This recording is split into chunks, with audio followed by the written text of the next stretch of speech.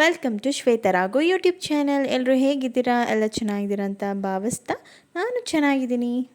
ಈ ಸಂಜೆ ಟೈಮಲ್ಲಿ ಏನಾದರೂ ತಿನ್ನಬೇಕು ಅಂತ ಅನ್ನಿಸ್ತಾ ಇರುತ್ತೆ. ಹಾಗಾಗಿ ಈರುಳ್ಳಿ ಪಕೋಟ ಮಾಡೋದು ಹೇಗೆ ಅಂತ ನೋಡ್ಕೊಂಡು ಬರೋಣ. ನೋಡಿ, ಆಗಲೇ ನಾನು ಈರುಳ್ಳಿನ ಕಟ್ ಮಾಡಿ ಸ್ಲೈಸ್ ಮಾಡಿ ಇಟ್ಕೊಂಡಿದ್ದೀನಿ. ಕಡಲೆ ಹಿಟ್ಟು, ಅಕ್ಕಿ ಹಿಟ್ಟು, ಹಸಿಮೆಣಸಿನ್ಕಾಯಿ ಮತ್ತು ಕೊತ್ತಂಬರಿ ಸೊಪ್ಪು, ಒಂದು ಸ್ವಲ್ಪ ಕರ್ಬೇವಿನ ಸೊಪ್ಪು ಮತ್ತು ಒಂದು ಸ್ವಲ್ಪ ರವೆ ಹಾಕ್ಕೊಂಡಿದ್ದೀನಿ. ಈಗ ನೋಡಿ, ಒಂದು ಬೌಲ್ ತೊಗೊಂಡು ನಾನು ಇವಾಗ ಕಟ್ ಮಾಡಿ ಇಟ್ಕೊಂಡಿರೋಂಥ ಈರುಳ್ಳಿನ ನಾನು ಹಾಕೋತಾ ಇದ್ದೀನಿ. ಈರುಳ್ಳಿ, ಹಸಿಮೆಣಸಿನ್ಕಾಯಿ, ಕರ್ಬೇವಿನ ಸೊಪ್ಪು ಮತ್ತು ಕೊತ್ತಂಬರಿ ಸೊಪ್ಪು, ರುಚಿಗೆ ತಕ್ಕಷ್ಟು ಉಪ್ಪು ಮತ್ತು ಜೀರಿಗೆ ಎಲ್ಲದನ್ನು ಹಾಕ್ಕೊಂಡು ನಂತರ ನಾನೀಗ ಕಡಲೆ ಹಿಟ್ಟು, ಅಕ್ಕಿ ಹಿಟ್ಟು, ಆಮೇಲೆ ಸ್ವಲ್ಪ ಒಂದೆರಡು ಚಮಚದಷ್ಟು ನಾನು ರವೆ ಹಾಕೋತಾ ಇದ್ದೀನಿ, ಬಿಳಿ ರವೆ ಹಾಕ್ಕೊಂಡು ಎಲ್ಲದನ್ನು ಚೆನ್ನಾಗಿ ಮಿಕ್ಸ್ ಮಾಡ್ಕೋಬೇಕು. ಫಸ್ಟ್ ನೀರು ಹಾಕೋಕ್ಕೆ ಹೋಗಬಾರ್ದು. ನಮಗೆ ಅದು ಎಲ್ಲ ಹಾಕ್ಕೊಂಡಿರ್ತೀವಲ್ಲ ಇಂಗ್ರೀಡಿಯೆಂಟ್ಸ್ನ ಎಲ್ಲ ಮಿಕ್ಸ್ ಮಾಡ್ಕೋಬೇಕು ಚೆನ್ನಾಗಿ. ಇನ್ನೊಂದು ಸ್ವಲ್ಪ ಕಡಲೆ ಹಿಟ್ಟು ಬೇಕಾಗಿತ್ತು, ಹಾಕ್ಕೊಂಡು ಮತ್ತೆ ಮಿಕ್ಸ್ ಮಾಡ್ಕೋತಾ ಇದ್ದೀನಿ ಎಲ್ಲದನ್ನು.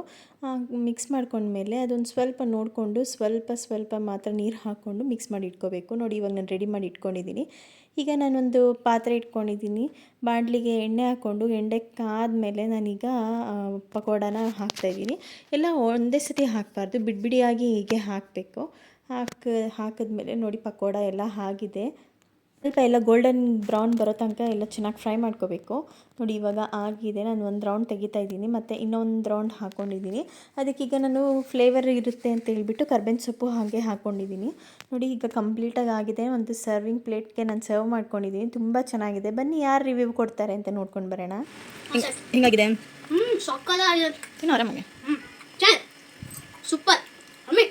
ನೀ ಹೇಗಾಗಿದೆ ಅಂತ ಟೇಸ್ಟ್ ಹೇಳ್ತೀನಿ ನಾನು. ನಮ್ಮ ಮನೆಯವರು ಕ್ರಿಸ್ಪಿಯಾಗಿ ಚೆನ್ನಾಗಿದೆ.